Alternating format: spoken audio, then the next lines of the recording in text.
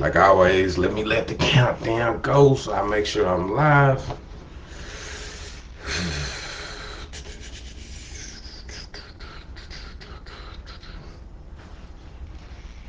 Finally. Okay. Action is required. Alright, y'all already know who I am. I'm Corey Checkmate Palmer. I posted earlier. I would have been on earlier, but y'all already know I'm fashionably late, so no big deal. But anyways, the topic was it's always light at the end of the tunnel. You know what I mean? And basically what I was talking about when I said that, I'm talking about trials in life, stuff that everybody go through where they feel like they can't make it out. And I also said earlier, if we could see into the future, then we would never suffer.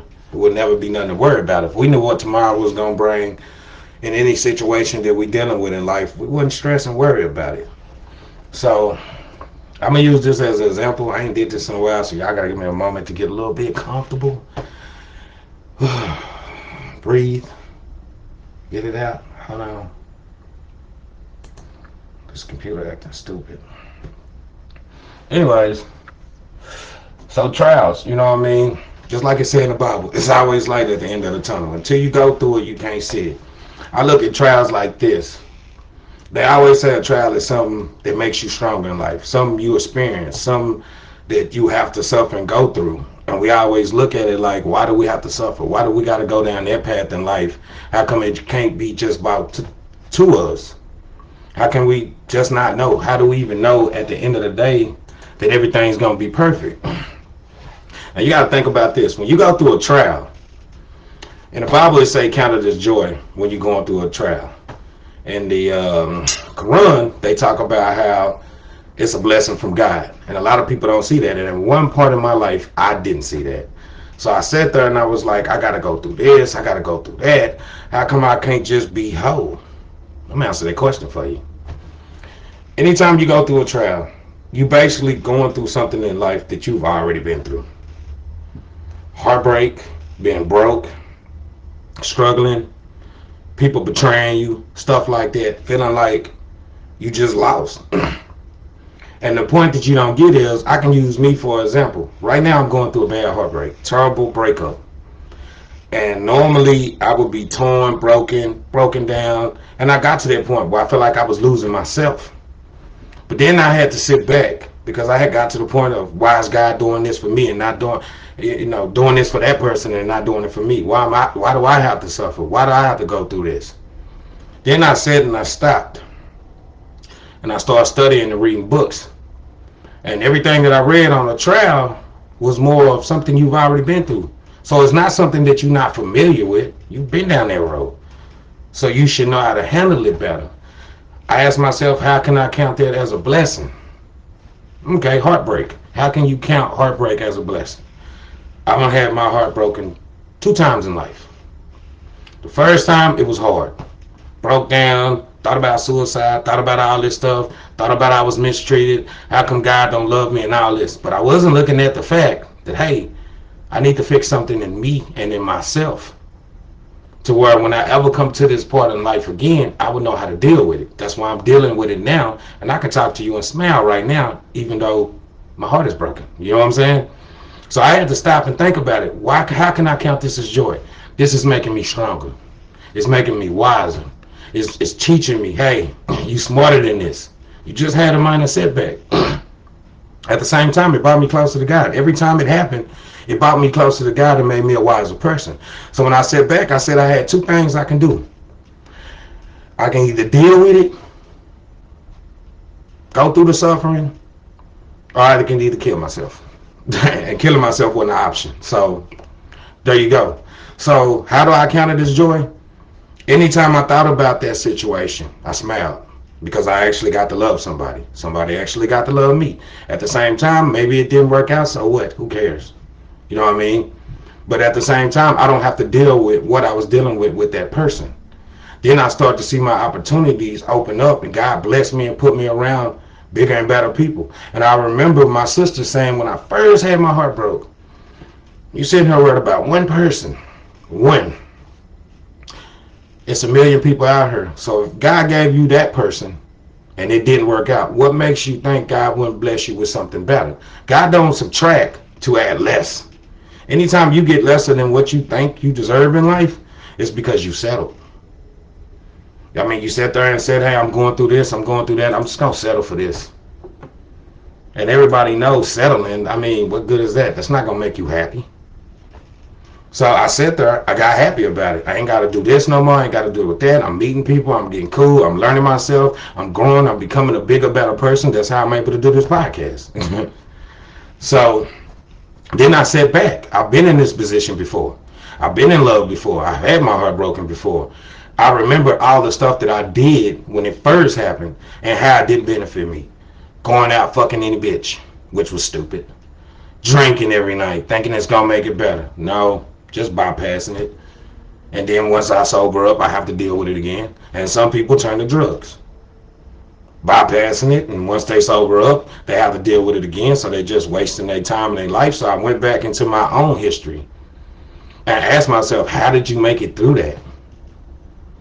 And when I realized what I did that didn't work, and then I realized what I did that did work, I started doing the things that did work, but I actually had more to add to it because I had already been through that pain. I had already been through that suffering.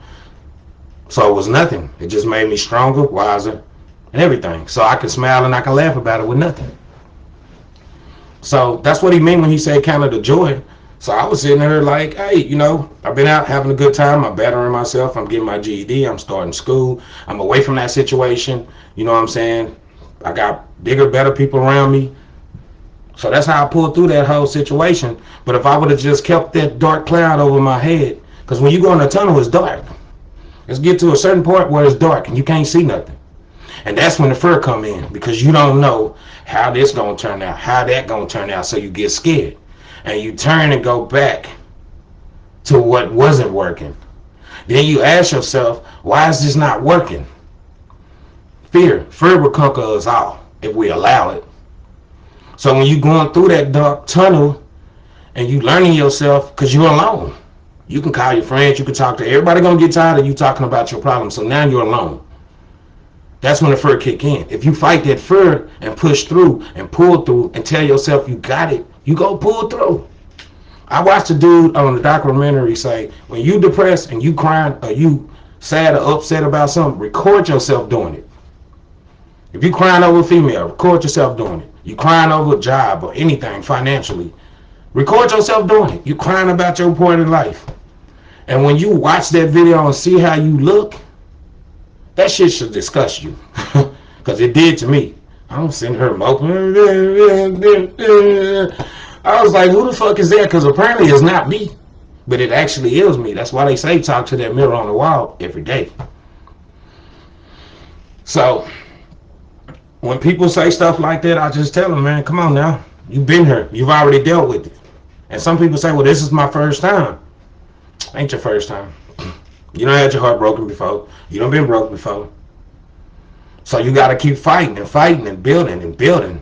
And then you finally going to get where you need to be. And then you going to look back, because you always look back and you tell yourself, how the fuck was I that stupid? Man, I could have been taking care of this. I could have been taking care of that. And you slowly wasting your life away. Now, when it comes to the financial part, everybody done been broke. Everybody. At 19, I had a computer shop with my brother, making some good money. Right after that, I was working a job, doing some other stuff, making good money. I got to a point where my mom lost her place. I didn't have nowhere to go. My friend, a good friend of mine, showed me how to survive on the streets. Did I feel less of myself? Of course I did. Was I mad at myself? Of course I was. Did I say, why is God putting me through this? Of course I did. Then a homeless dude came up and told me this, true story. He said, God took money from you because you didn't value it. And he's right. I was making buku money. Didn't even have a car. Had enough to have a car. Had enough to have my own place. Just wanted to be lazy. So then when I got to the point where I was so broke that I was begging and I don't want to hit this friend up or kick it with this friend because I know I'm going to have to borrow some money. I know it's going to get to that point. I had to go back to the past me. I had to remember, I am a hustler, born hustler. I can get money. I'm only in this position because I put myself there. So when I was going through that trial, staying with people, jumping from place to place, mad at the world, as if the world did something to me, I tell people this all the time. The only thing this world owe you is a place to put you when you die. That's it. Everything else, you're going to have to get out and go get it for yourself. So when you go through that trial and God's whooping you and you're doing everything you can to get money, but you can't get money, it's because you put yourself in that position. Now you got to push back, go through that tunnel again. What do I have to do to get me right? Because ain't nobody going to do it. I tell people this all the time. There is no sympathy for no grown-ass man nor woman. When you're a kid, you're so used to people, oh, give them this, give them that, take care of this, take care of that. When you get grown, you got to get out there and get it. Ain't nobody going to get it for you. So when he sits you down because you're not appreciate the money he's giving you, blessing you with to go get, now you got to, let me sit Corey down. Corey, he's spending his money on this. He's spending his money on that. God watch everything you spend. So remember where you put your money at. So when it comes to a trial like that, you got to go back and remember who you was. How did you get there? What did you do to get there? And yeah, sometimes we're going to fall. That's a part of life, learning. If you don't fall, you never going to learn.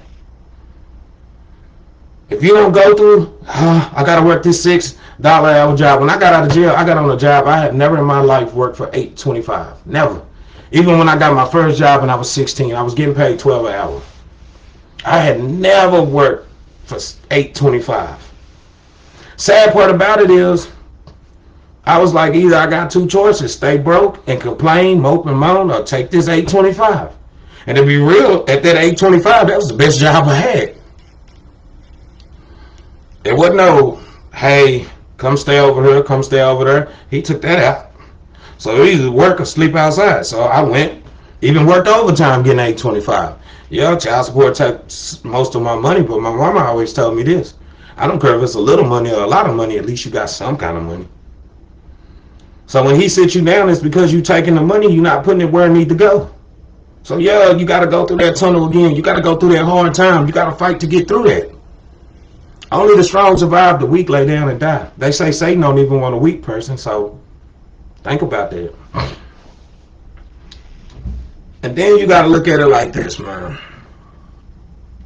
People will say friends, family acting funny, this, that. I can't depend on nobody. You ain't supposed to depend on nobody. That's not even supposed to be an option for you. I read in the book, you're supposed to live your life like everybody's gone. Thought it was crazy. Then I thought about it.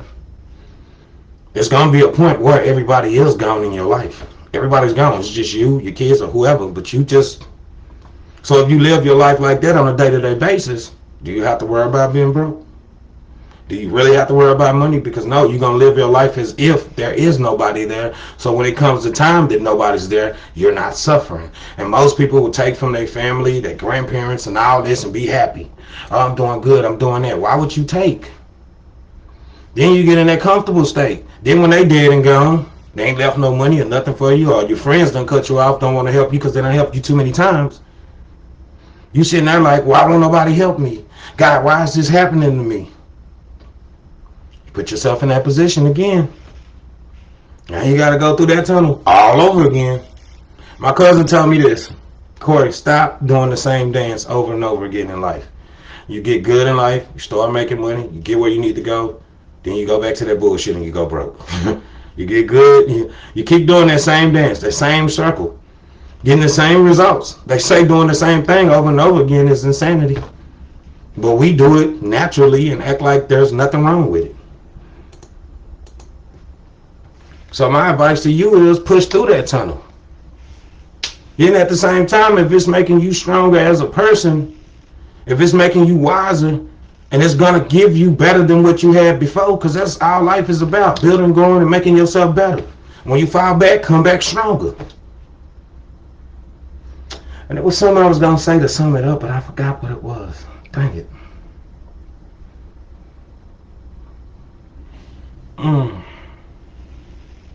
Anyways, I don't know what it was, but it was like a big closing statement I wanted to say, but I completely forgot what the hell it was. But anyways, all I'm saying is, through these trials, smile.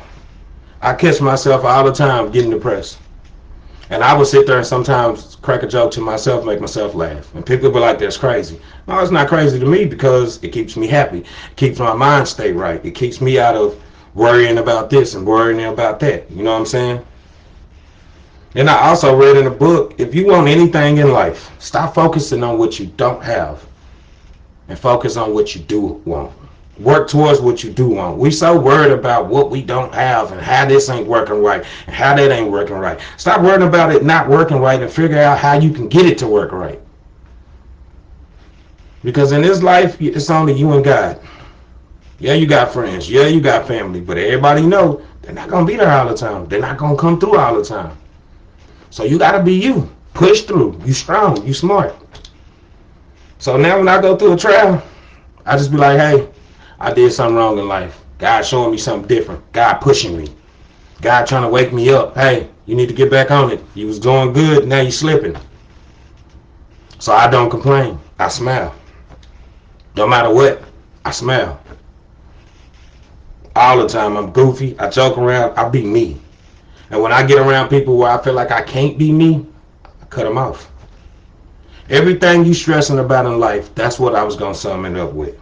Remember, it was one point of time in life that you didn't have it. When you crying because you heartbroken over a person, remember, it was one time in life that you wasn't dating nobody. It was one time in life that you wasn't in love with nobody, and you were perfectly fine. So now you're looking at this heartbreak like, I can't do this. I can't live without this. I need this. I need that. No, you don't. Because there was one point in life when you wasn't even worried about being in love. It was one point in life you wasn't even worried about a heartbreak or nothing like that. And you were perfectly fine. And you were a kid. That's the sad part, or a teenager. Now you're grown and you're suffering. Remember, it was one point in time that you didn't have money. It was one point in time that you couldn't go out with your friends or whatever and spend money, and it didn't bother you. So why are you going crazy now? Because you broke. Why are you going crazy now? Because that's not there. You was living fine without it. And now just because you had it and it's gone, you don't damn near get to the point of losing your mind or killing yourself? Are you homeless? Are you in a situation you don't know how to get out of and you trying to fix it?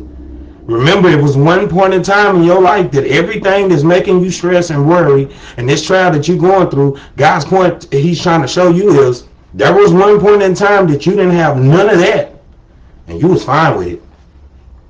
People go crazy when they lose a car or something like that. I ain't got no car. I'm going to do this. I'm going to do that. It was one point in life that you didn't have that car, and you was perfectly fine. You had a bicycle. I was walking to get where you need to go. You wasn't losing your mind then. So you got to think about it. When you're going through a trial in life and you're going through that tunnel, it's really trying to show you a reflection of you're going crazy and worrying and losing your mind about something that you were perfectly fine with at one point in time in life without having. And now just because you had it and it's gone, you losing your mind? Come on now. Really think about that. Everything you stressing, worrying about, depressed about, all that, it was one point of time in life where you didn't have none of that and you were perfectly fine. You woke up every day smiling, having fun, kicking it, living life like you did. So when you're going through them trials, remember, be happy, count it as joy. Don't worry about it, don't think about it, because at the same time, there was one point in life that you had none of that and you were perfectly fine. I'm Corey Checkmate. I'm going to post this on the podcast in a little bit, actually, when I get off of here. Like I always say, leave your comments, reviews, all that. I will respond. Thank you.